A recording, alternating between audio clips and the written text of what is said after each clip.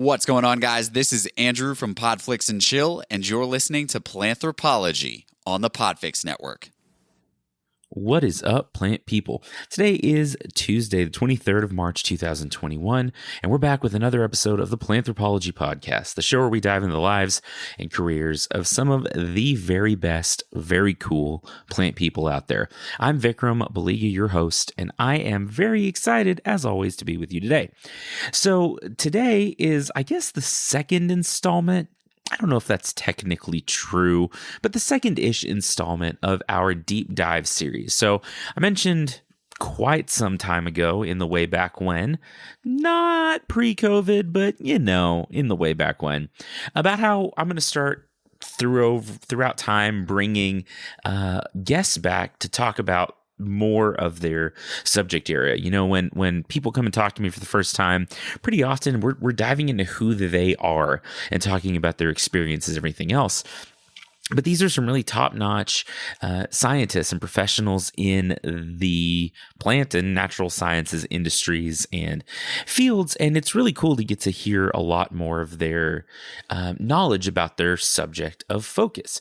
So a little while ago, several weeks now, I was on Twitter, as you do, doom scrolling, worrying about the fate of humanity and what the aliens will think of us when they show up. And I came across a thread by one of our fan favorites, Vaughn, who was on back in October talking about everything from trees in the forestry industry to equity and inclusion and being Black in a STEM field and in a forestry. And he had posted this long thread about old growth forests. And I'm a tree guy. I'm a self-proclaimed tree guy, and I very much love reading and studying and hearing about trees.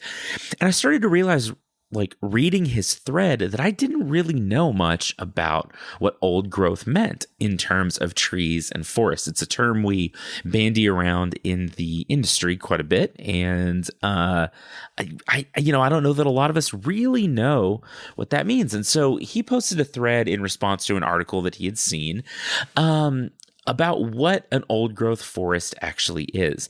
And I thought that would be just such a cool episode of Planthropology, and it'd be a great opportunity to do another deep dive episode for y'all. So I messaged Joe, and he was gracious enough to give up some of his time to talk to me again. Again, he's just one of the nicest guys, and I love talking to him every chance I get. I'm glad that we've gotten to be friends through this podcast, like so many other folks that I've gotten to meet through this whole thing, whether on social media or otherwise. And we got so into it, and I was having such a good time talking to him. I didn't really leave a good break for a mid-roll, so I'm just going to get that out of the way now. Hey, you know what you should do? You should go follow Planthropology on the social media places. Facebook, Instagram, Twitter. Search for Planthropology. It's anthropology with a PL slapped on the front. Look for the bristlecone pine drawn by Dr. Beth Nichols, and that'll be me. You can also find me on TikTok for some reason, doing old man stuff at the Plant Prof. But yeah, follow along, connect, join the Planthropology's Cool Plant People Facebook group. It's a good time. There's lots of memes. Everyone loves memes. And some good questions and answers, and really just some nice folks who are also listeners to the show, and also just friends of mine who probably joined the group out of pity. I'm okay with that. I'm not above that. So anyway, without rambling too much more, I'm trying to think, what else should I talk to you about? Oh, leave a review. If you don't mind, I would really appreciate it if you could take the time to head over to Apple or Castbox or Stitcher or really Podchaser or anywhere else that you listen or can interact with the show. Leave me a rating and review. Tell me what you think. Obviously, I really love 5-star ratings and glowing reviews, but I also want you to be honest, and I want to hear what you think of the show, and I want to know what things I can be doing better. If you've got ideas for the show, if you'd like to be a guest on the show, if you know someone who you think would be a really great guest on the show, hit me up, message me on social media, email me at planthropologypod@gmail.com. Send a messenger pigeon. I don't care. Get in touch with me and we'll figure it out. If you'd like to support the show, head over to patreon.com/philanthropology. And for as little as like $1 a month, you can be involved and you can help make sure that this thing keeps happening. Is that all the stuff? Yeah, it's probably all the stuff. It's all the stuff I'm going to talk about anyway, because I want to get to this episode. So strap yourselves in, grab a toothpick made from a tree, and I don't know why. I just have, I come. This is an aside that I come up with those things on the fly, and they rarely make sense. So whatever. Anyway, Joe Vaughn is, I know, one of y'all's favorites, and he's certainly one of my favorites. So get ready for our deep dive episode talking about old growth forests with my friend Joe Vaughn.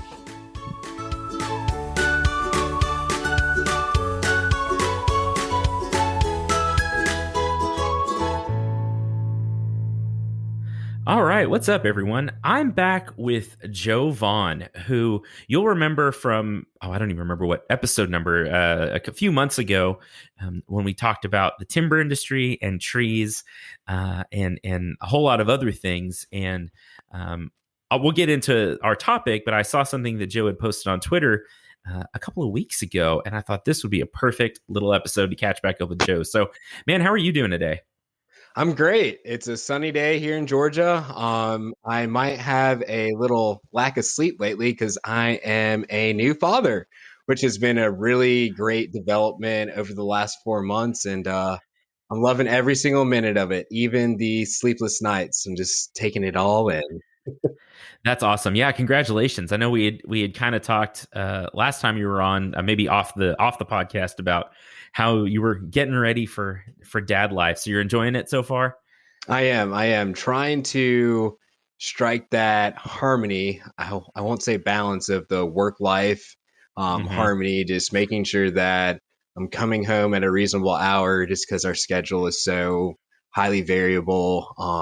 But yeah, it's been an adjustment. It's been a challenge. I'm hoping to get really good at it, but I'm fine with just being okay right now and keeping everyone alive and healthy and happy.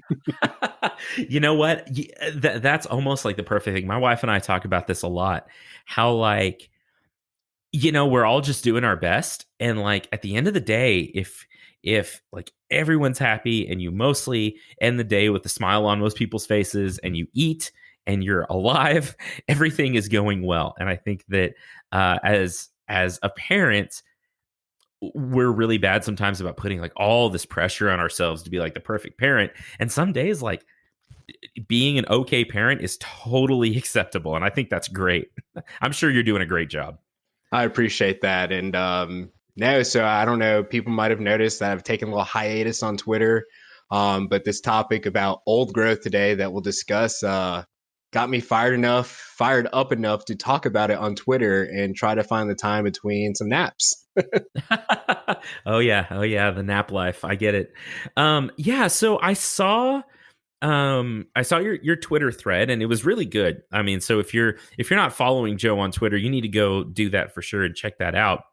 But I had seen an article, which again I think may have been the same thing that kind of like initiated your whole like step into this topic.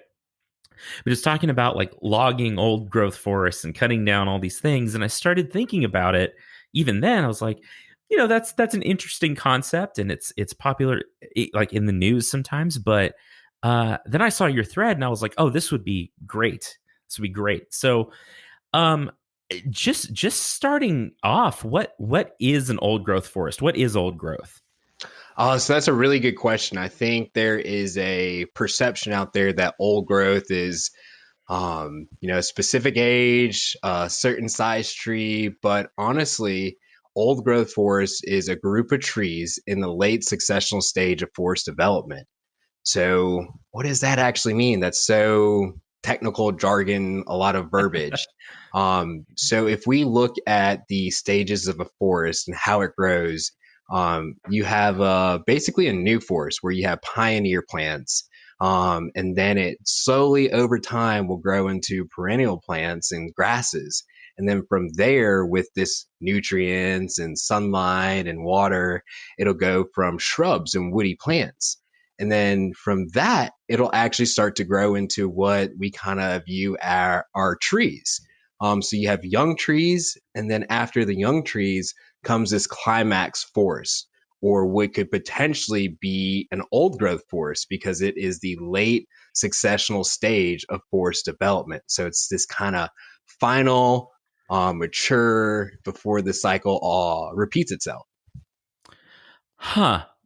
That okay, that's really fascinating because even in my head, I would not have thought about it in those terms because we call it old growth. So you think, oh, these trees are 5,000 years old, right? It's like this whole idea of, oh, we're cutting down the ancients of our world, but no, it's really more of an ecological term, isn't it? That's right. Very ecological.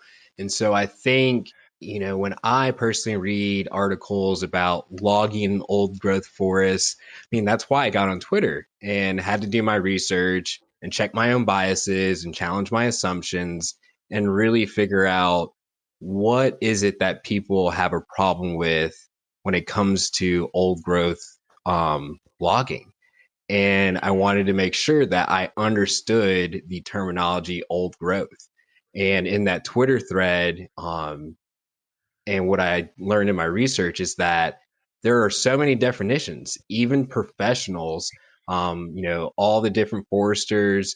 I'm sure Tyler, who was on episode 40 of Planthropology, might have a different definition than I Sure. will for old growth. And so, as experts, we have the responsibility of providing context for technical terms, because we'll use these terms in verbiage used in legislation, just Hmm. like we will see probably in some of the articles that come out about old growth. That's I really like the way you say that we're responsible for providing context and because the facts are facts, right? We talk about that, but like, what do you do with that information? And like you say, especially when we talk about regulations and legislation and the managing of these old growth forests or these natural resources in general, that's really interesting. Um so what I'm trying to figure out how to ask the question I really want to ask, but so if we have an old growth forest and we go in and here's an example of this is maybe a better way to approach this. I was at Lake Tahoe. It's been quite a few years now for my honeymoon. And like one of the things they were talking about is the logging around Lake Tahoe and how a lot of the trees were 100 years old when they could have been, because when people came in and settled, they logged it and all that. So what is and this may be even a little bit beyond the scope of your research, but what does the reestablishment of something like this look like? So if you had an old growth forest, someone comes in and cuts it down, what happens then? Yeah, that's a really good question. And so I'm fairly new to this concept, but I've studied silviculture, or the art and science of manipulating the landscape. So how do you get to old growth? And I think this is one of those maybe areas of ambiguity where people believe that old growth forest has not been disturbed. And so, if we look at silviculture, we need to be able to use the either natural or human disturbances to create a final product, which would be old growth in this context. So, I think it's very possible that you could take a young forest and thin it out. And I will just put a disclaimer: clear cutting is a thinning, basically, if you look at the ecosystem as a whole. Hmm. So even though you might have a large swath or large acreage of timber removed from the landscape, it is still that small piece within the entire landscape.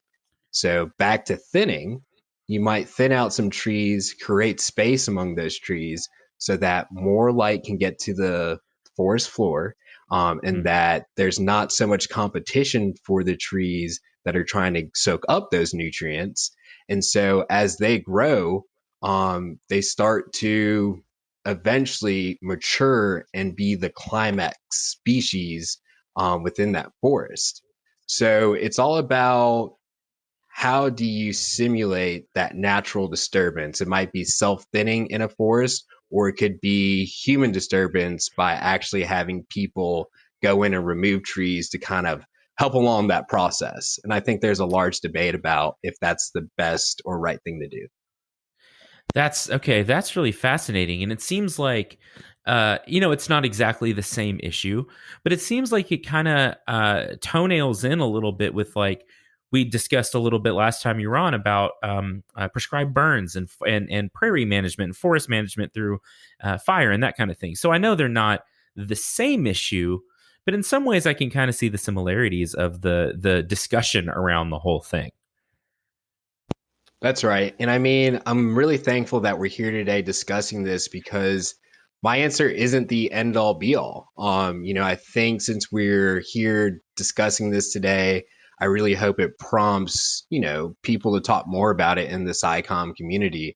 Because like I said, I had that Twitter thread and I was having to do research to challenge my own, assumptions and biases. But that's what I think is the general thought process of how you get to old growth, and it requires disturbance of some sort. Yeah, that's really interesting. So let's talk a little bit um, before we get into some of the specifics about harvesting and some of the legislation surrounding that. Mm-hmm. What like do we still have a lot of old growth forest? I would think we would have to. Yeah, so I really had to dig deep and use the infamous Google to find this answer because I was like, wow, that's a really great question. And I honestly did not find the concise answer of Google telling me, oh, there's this much percentage of old growth left in the United States. And I really think it depends. So, what I did find is that there's 818 million acres of forest cover and that Wow. there's four main types of forests in the United States: the boreal forests, tropical rainforests, subtropical forests, and temperate forests. So that definition of old growth forest, we explained that it is the late successional stage, and we have to consider the spatial and the scale of that forest. So you could frankly have old growth in boreal forests, tropical forests, subtropical forests, and temperate forests.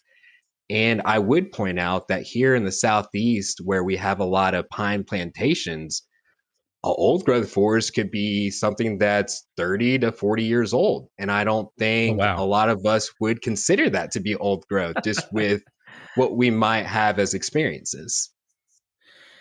That's really fascinating. Like I think it's so. I'm 33 years old, and the thought that there's old growth forest that's like was planted the year I was born is really weird to like wrap my brain around a little bit. Um, so you sent some information along beforehand, but you have a list here of the America's 5 old growth forests. Can you talk about that a little bit? Yeah. So, in the research, trying to answer that question, what is the remaining amount of old growth? It's like, okay, the next best thing I can do is find what experts say are old growth forests. And so, even as I was reading this article titled Discover 5 of America's Old Growth Forests, I still had the question, I wonder how they're defining old growth forests. But Hmm. further reading the article, they had made suggestions that the Tongass National Forest in Alaska, which I believe is an example of boreal forest, Hmm. is one of those old growth forests. Something that's really close to me here, well, not here in Athens, Georgia, but not too far away, is the Chattahoochee National Forest that's located in South Carolina and Georgia.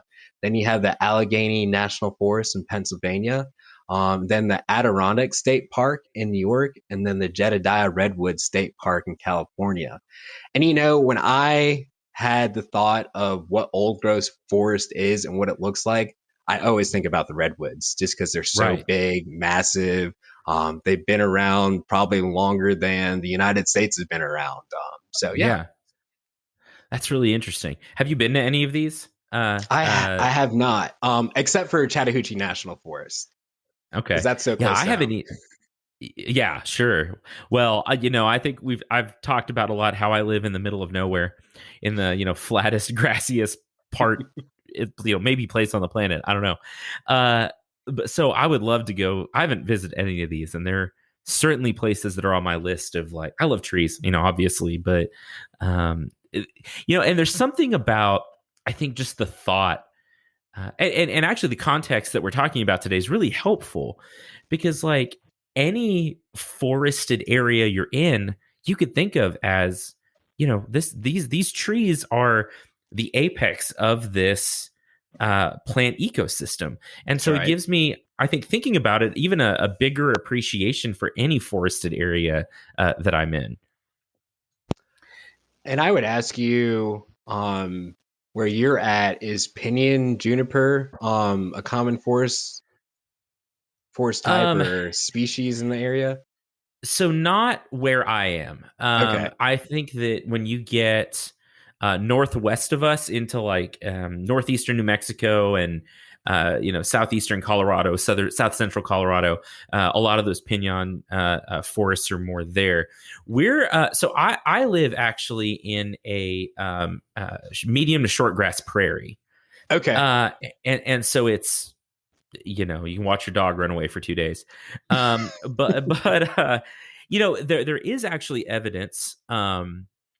We don't really have like forest land, but if you get kind of a little bit east of here, there are a few native trees, and there's evidence that, people like to say that, oh, there were no trees here before cattle drives, et cetera. But, we found fossil records of very old mesquite trees and other, short to medium size, like scrubby kind of Mhm. tree species that date back, from carbon records 4 or 5,000 years. So there was, uh, I think, what I would call, older tree species or more permanent tree species. But, we're more of a prairie land, or in parts of it, even savanna kind of land than a forested area. I It's got you. I guess why flat I and windy. had maybe asked that question was I could see PJ potentially. I mean, I'm hesitant to say it is or could be old growth just because I'm not sure. But if PJ could be old growth forest, it would not look the same as the redwoods in California, just because PJ doesn't grow very tall, from what I remember, and it might not be as big as those redwood trees. So again, it just kind of reminds me of that notion, that we're talking about late successional growth within the forest succession. Well, that's a really important point to make. That, like you said, your brain goes to these giant redwoods you could drive a car through, right? Because that feels, quote unquote, like old growth. But then you look at something like the bristlecone pines in the Great Basin, part of the United States, and these things are, I mean, those are the ones that literally are thousands of years old. Yeah, But to look at them, you wouldn't think that. They're these short, little, twisted, scrubby looking. I mean, they're not super short, but they're not a big tree. They're these scrubby looking weird things, which I that's love. I think right. they're amazing. But so moving on to some of the more like, I would say, like industry and maybe even legislative or regulatory aspects of this. What is the 21-inch rule? Yeah, so I think, so on my Twitter thread, I said that old growth could, invoke a lot of different emotions.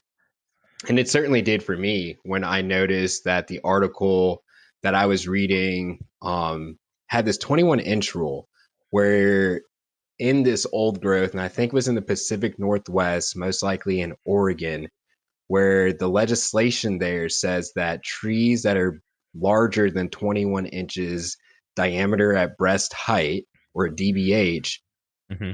are technically the old growth trees and cannot be removed. Um, and I thought, well, that's kind of different than what the quote unquote experts are saying are old growth trees. Because again, you can have a fairly large tree that isn't very old. Like here in the, southeast with pine plantations, I see trees that get harvested all the time that, might be 32 inches diameter at breast height and are maybe only 25 to 27 years old. So I just thought that was pretty interesting to see. And I don't necessarily agree with that 21-inch rule because I'm not sure if it accounts for some of the biological standards of Hmm. what scientists would think old growth is. Okay. Oh, that's really interesting. Yeah, because I mean, especially from an ecological standpoint, but like you said, some trees grow really fast, and you can get a 21-inch DBH tree in some species in really not very many years, and so Hmm. that's pretty interesting. So, can you talk a little bit about like best management practices for this type of setting, or in terms of the industry?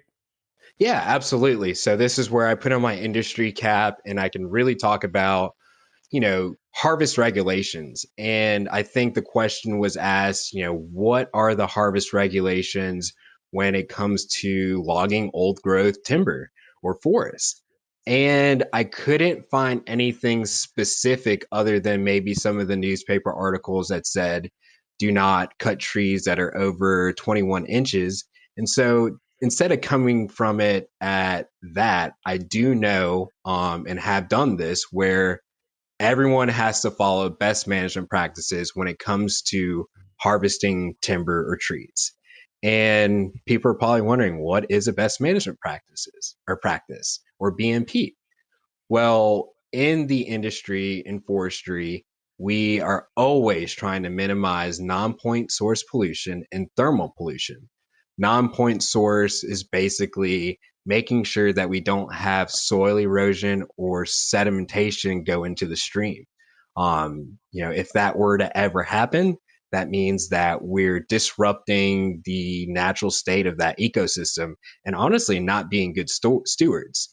So a lot of this is mandated by, I believe, the Clean Air and Clean Water Act. And so it's kind of this checks and balance system. If you want to remove a natural resource from the land, you have to do this at the very minimum to make sure that you're being sustainable. You're protecting, the ecosystem services like clean air, clean water. It's continuing to be a carbon sink. So BMPs are really important to the industry, and that's something that I really hope maybe alleviates some of the maybe the emotion that is invoked with logging old Hmm. growth forests. Yeah, that makes sense. That it's not. Yeah, I think that's something important for people to understand for sure. And we talked about this some in our first couple episodes together. That it's not just a free for all. You're not just like going and you know uh, cutting down everything. There's really tight and well thought out, I think, standards for the way that y'all do your job. That's exactly right. A lot of these times where you get to the point where you're going to harvest timber, that means you are following a forest management plan or forest plan.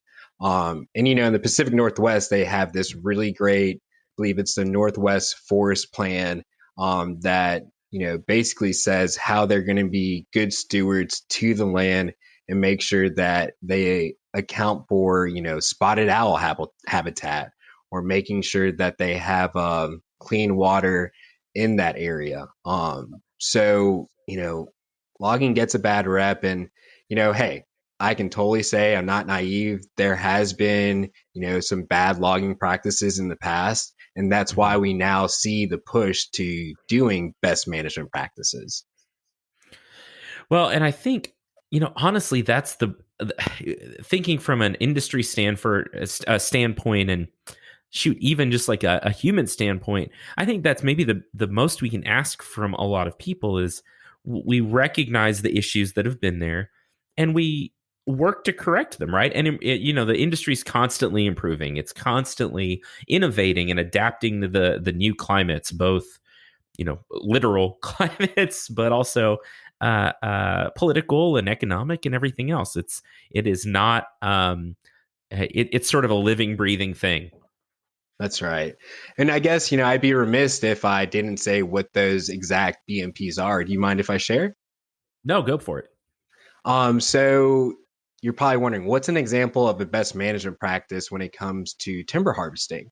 So again, was doing my research, and this is something that I do as a stumpage forester for a lumber company. I have to go outside and make sure that we're leaving trees and down logs that could be perfect habitat for wildlife. We're also making sure that we're creating a streamside management zone, or SMZs, where trees are left as buffers along streams to protect water quality and fish habitat. In my research, I did see that in Oregon, I believe, on national forests, that some states limit the size of clear cuts. And I recently heard this week that even the state of Alabama has something like that. So that was something Hmm. new that I had learned. And then I guess the last two that I would mention that come off the top of my head is that, the forest roads that are constructed in a forest, we construct them in a way to prevent sediment from getting into the streams. Um, I'm not sure if many people realize, but you can have a career as a forest engineer within the forestry profession, where you go to engineering school, you learn how to construct some really great roads. You use material like rock to stabilize the road, or you might put in culverts to make sure that water flow isn't impeded. Hmm. So that's another thing that is a BMP. And then lastly, states do have the power to prevent harvests on steep slopes to mitigate landslides. And I think that is something that's probably fairly common, at least landslides happening in the West. You don't want to remove that root system. Those trees are supporting the ground and things like that. Well, yeah, and like I said, those are all incredibly well thought out, both from a policy standpoint and industry standpoint, but just from a scientific. There's reasons that y'all do the things you do. I think that's no. I think that list that you just went through is really helpful when as people think about how y'all make decisions and how the industry works in general. I think that's really useful information. That's right. Just trying to be good stewards. Um, well, and so kind of along those lines of just overall environmental stewardship, can you talk briefly about maybe some of the differences and benefits from old growth forests, maybe versus some of these replantings and new plantings as they go in? Yeah, absolutely. So, when we're looking at benefits, both old growth and I guess you can say new growth, Sure. they provide a home to a number of different species and organisms. Because these forests are located where they're at, usually close or in a watershed, they protect nearby water systems. And they can be a carbon sink. And I think that's something that's getting a lot of traction and a lot of popularity, especially as we try to combat this looming threat of climate change. Um, and then, digging in specifically, I had to, do my research again. What were some of the benefits that old growth forests that new, plantings or plantations might not provide? And one of the things that I came across was that old growth, because of, it being this late successional stage, has a lot more fallen and decaying trees, which probably I would make the assumption that it provides more wildlife habitat. So there's more places that the critters can go scurry and hide to. And I'm sure that these old growth forests also have moss and lichen. So that's something that's different than these new plantings, just because the new plantations or plantings just don't have that resource that is abundant, but it'll eventually get there as it continues to grow. That's really fascinating. That yeah, and I like that last point you make is that it gets there, right? And this is maybe a weird way to say it, but in order to have an old growth forest, it has to be a new forest at some point. It has to be a That's new, right. like, whether naturally or, like you said, by way of human disturbance, it has to be new at some point. Exactly. I mean, everything has to learn to crawl, walk, then run. Yeah, that's a good way to put it. Well, that was a lot of really good information. I think we kind of covered most of at least the major points of what I consider to be, old growth kind of forests. Is there anything we left out? Anything you want to add to that? I mean, just check out that Twitter thread that I posted and help me discover what gaps I'm missing out with old growth. I mean, I am someone that studied forestry in college at the University of Georgia, and being in the Southeast, I'm not always around what we usually think old growth is. But no, I don't have anything other too much to add to that. But that's what the Okay. research shows so far. That's awesome. No, that's really good information. Oh, another question I had, and this is maybe a little more, podcasts are weird because, people could listen to this at any time, right? But we're dealing with like right now situations as we record them. Mhm. And so it's not like a radio show. But so for context, it is mid February 2021. And a lot of the southern United States just went through one of the biggest cold blasts we've dealt with in decades. I know here in my part of Texas where I am, it was -3 Fahrenheit for on Sunday. We've still got people out of power in Texas. What was that situation like in Georgia? Did you deal with some of that? So today was a very busy day at work. So here in Georgia, and I guess we've been fortunate that we have just received probably a higher than average amount of rainfall. Hmm. So again, to remind people, I work for a um, sawmill or lumber dimension producing company here in Middle Georgia, and my responsibility is to really oversee the supply chain, where I have to make sure that the tree gets from the woods to our mill so we can make lumber. And so, with this massive storm, I had crews that were trying to find ground to work on. They have, families to feed. The mill is trying to make enough lumber to satisfy the coming season of home building. Um, but it's just been an all hands on deck kind of day and week. But rain really impacts our logging operations. And it kind of goes Hmm. back to some of that BMP talk that we had earlier in our conversation, is that why does that matter? Well, we're using heavy equipment out in the woods, and each track that we do clear cut will get replanted.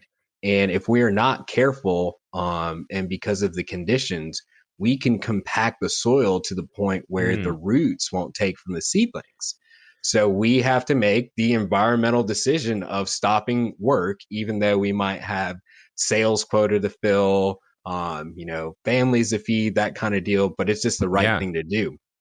So, one of the things that I've learned in my career so far in this job when I'm operating logging crews, you have to find the tracks that have dry ground, even when it rains 2 inches in one spot. And so I've learned that soil that has a high content of sand is a lot better with drainage. And so we actually Hmm. moved two crews on a 400-acre block where it has a lot of sand in the soil. So it was a pretty busy day, but I think the true winners are the mills up in the Northeast, or really in the North, where they're really able to handle this really cold weather, and they've got the machinery and the staff to be able to run in below zero conditions. But it's been a challenge. But again, I count my blessings. My heart is out to everyone that's in Texas, without power, and maybe under boiling water advisories. So just counting my blessings. For sure. Well, no, and fortunately, personally, we've been okay up in my part of the state for various reasons. But one thing we're going to see, and I was curious, just about your area, not necessarily even in the pine plantations as much, but in general, uh, because of our incredibly low temperatures and prolonged cold, I'm expecting a lot of winter kill on deciduous hardwoods this year, shrubs, that kind of things in Texas. We have a lot of plants that are marginal in the zone that they're technically supposed to grow in, and we pushed across the state at least one zone colder in general with our Hmm. temperatures this past week, which is kind of Wow. weird to think about. Um, like I said, we were -3 here in Lubbock and we're a zone 7, which means our average annual low is around 5 to 10. So that's 10 degrees colder. But it was also single digits in Houston, which is like a Wow. zone 8 or 9. And so we're going to see a lot of winter kill. Do you think that's going to be an issue where you are? Or do you think, I don't know. It could very well be. And I mean, as we're recording this, quick shout out, today is Arbor Day here in Georgia. And we celebrate Arbor Day in February instead of April, because this is the time where a lot of plantings go in the ground, or a lot of seedlings. So you might have seedlings that are being grown at nurseries that have come out of that dormancy. And as they're planted into the ground during this time, not only are they competing against, unfavorable conditions with too much water in the soil, but they might have already been damaged and damaged at the nursery coming out of their dormancy. But it's a very real possibility. We've seen this happen before in prior years where we get a lot of rainfall this time of year. But really, to answer your question, I'm not sure. But I would expect you could see something negative happening. Yeah, it's going to be an interesting spring, I think, throughout the southern U.S. One way or the other, it'll be interesting to see what happens. But Joe, is there anything else you want to mention? We're about done, but which I really enjoy you coming back, or I enjoyed and appreciate you coming back to talk to me. But is there anything else you want to mention before we jump off? There's not much that I've got going on other than I finally have completed my wood processing degree since we've last talked, and I'm finally getting more involved within the sawmill. The forestry source over at the Society of American Foresters actually was kind enough to let me be featured in their newspaper article called The Forestry Source. Cool. So I do have a link on my Twitter thread, this Twitter profile with what procurement foresters do, if anyone's interested. That's something that not everyone knows about. I was one of those people when I came out of school, but I'm just here trying to be a good dad. No, hey, again, I'm sure you're doing such a great job. Well, it was good to have you back on. I know my listeners really enjoyed hearing from you the first couple of times we had you on. So, man, I may have to reach out to you again in the future with more tree stuff. No problem, and I'll be sure to bring my network along. Sounds great. Well, thanks so much to everyone for listening. I hope you are, again, who knows, this is late March, who knows what the world's like today. But I hope you're safe and doing well, and we will talk to you next time.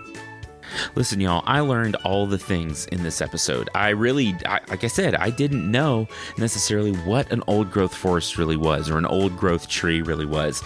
And from an ecological standpoint, I think Joe did such a great job of explaining it and driving it home. And I have learned so much through this episode. And again, I hope you did too. And I hope you enjoyed it as much as I did.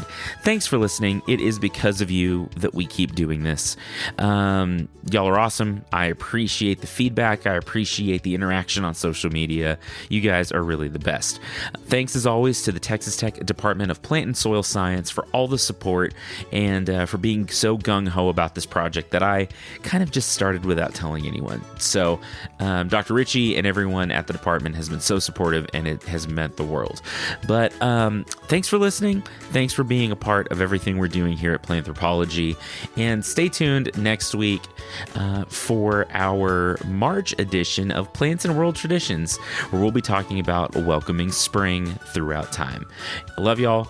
You take care. I'll talk to you next week.